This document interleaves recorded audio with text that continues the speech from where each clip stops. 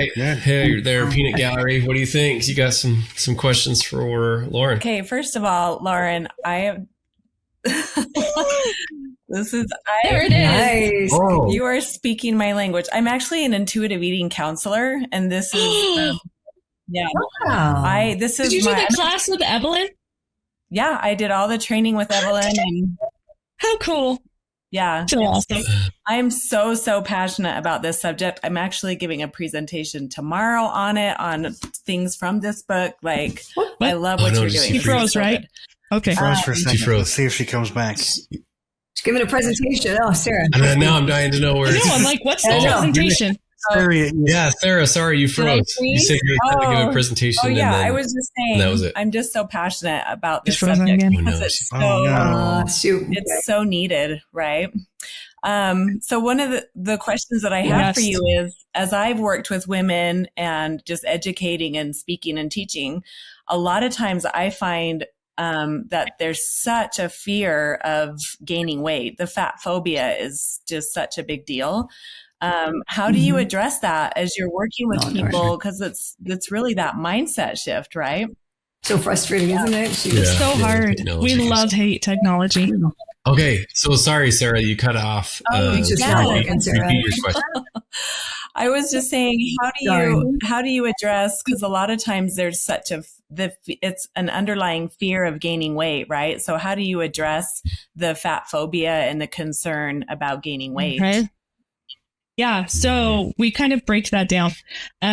So we have the thin ideal on one side where it's like you become this thin woman, then you'll have power, success, all the things, right? And then on this side, we're like, and then if you're fat, you have no power, you have no success, you have no friends, you're all alone. So we can break that down in a few ways. And we can talk about ways that society impacts that message. We talk about friends that they have. And we talk about, usually there's pretty good diversity in body size in a person's friend group. So what about this person? They're in a bigger body. What about this person? They're in a smaller body. Does that impact like how you relate to them, how you connect to them?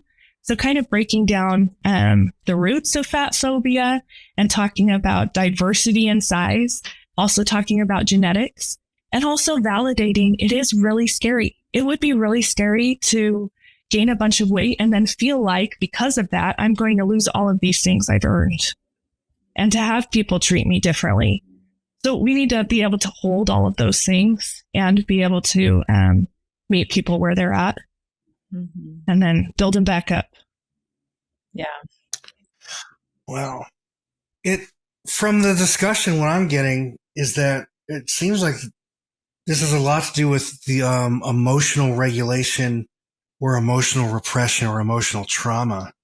Mm-hmm. How is that true? Is it based a lot of that based on that?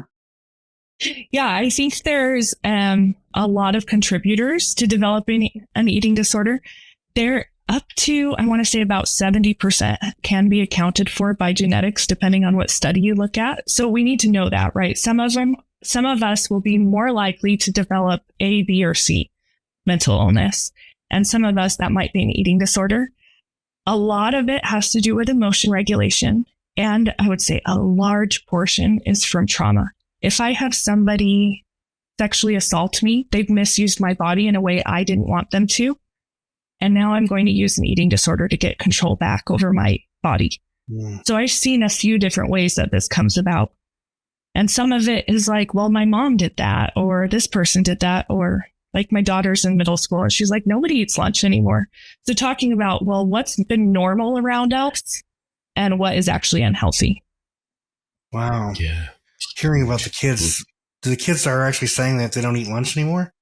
Yes. It's driving me crazy. Because I have a daughter about to go into middle school. So I'm just wondering. Oh, prepare. Maybe it's different where you live, but I had heard of it in high school. But the fact that it's getting down to like the 11-year-olds kind of stunned me. Wow, I haven't heard that one before. With genetics, there's something called epigenetics where they believe certain genes are triggered by experiences. Is there any study in that with these disorders? So there's been a few twin studies that have happened where maybe one person had an eating disorder and one person didn't. But I don't think they've been able to trace it back to, okay, it's a certain expression of this gene. They've also done some brain scans where they're able to see people and how they respond, whether in a difficult emotional situation or seeing food or seeing triggers, right? Whether it's a billboard or something like that. So there's definitely something genetic going on. And we need to just be aware of that and then still treat it. Interesting. This is a fascinating topic, and it sounds like there's a lot of ground to cover. There's so Yeah. much. Sarah, you got another question? Yeah, I was wondering, Lauren, I'm curious if you've looked into any of Kristen Neff's research with self-compassion and how that's coming out as a mediator. Tell me about what you've learned and Yes. Okay, so this is so fun. I got to meet Kristen Neff last week because we hosted her for our conference. So I went to lunch with her. It was so cool. Yes. I'm like, it's her. That's so cool. I think we have to develop this self-compassion, right? Mm-hmm. Because if I have no compassion for myself, the same that I offer other people, how am I going to recover? Yeah. Right. I'm going to be like, today I'm going to eat 3 meals and 3 snacks and I'm not going to purge and I'm going to do that day 1. That happens for nobody. So we need to have compassion for ourselves and we need to recognize the roots of the eating disorder too. Mm-hmm. Right. And have compassion for ourselves in the way that, well, I didn't know, or this was culturally reinforced. Yeah. And I was doing the best I could.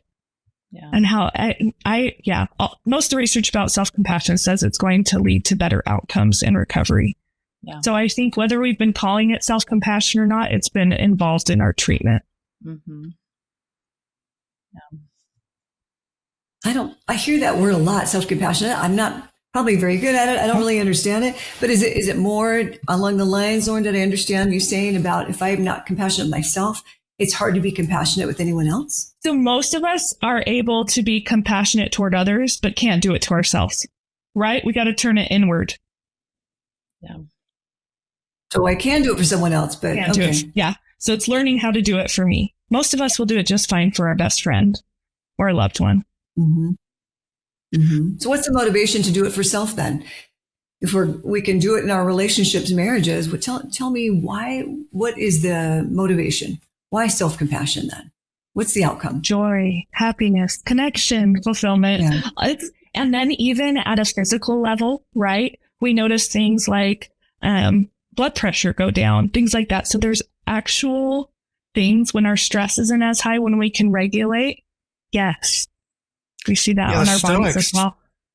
The Stoics talk about that a lot too, just your self-talk and just how you treat yourself. But it's interesting how it's easy for a lot of people to not even think about themselves and just think about everybody else and not realize like, oh, you have an inner dialogue and you have to worry about yourself too, and be compassionate to yourself. Yeah. It's so easy to forget about ourselves. Yeah. Yeah.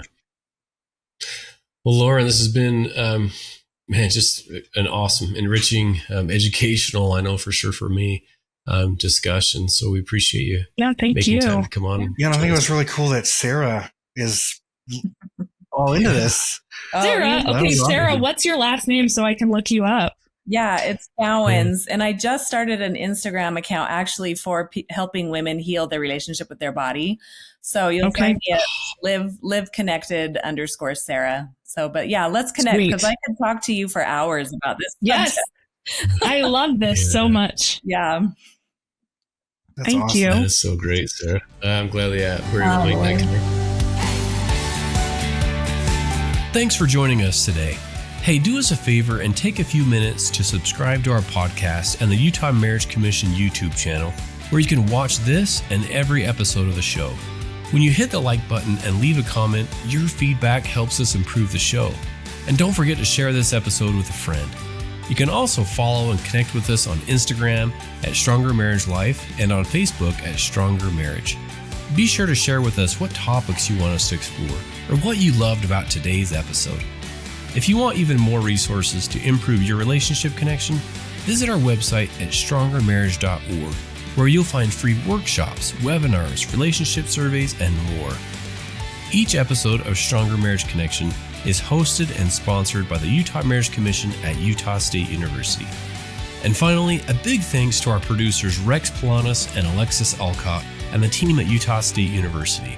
And you, our audience. You make this show possible. The opinions, findings, conclusions, and recommendations expressed in this podcast do not necessarily reflect the views of the Utah Marriage Commission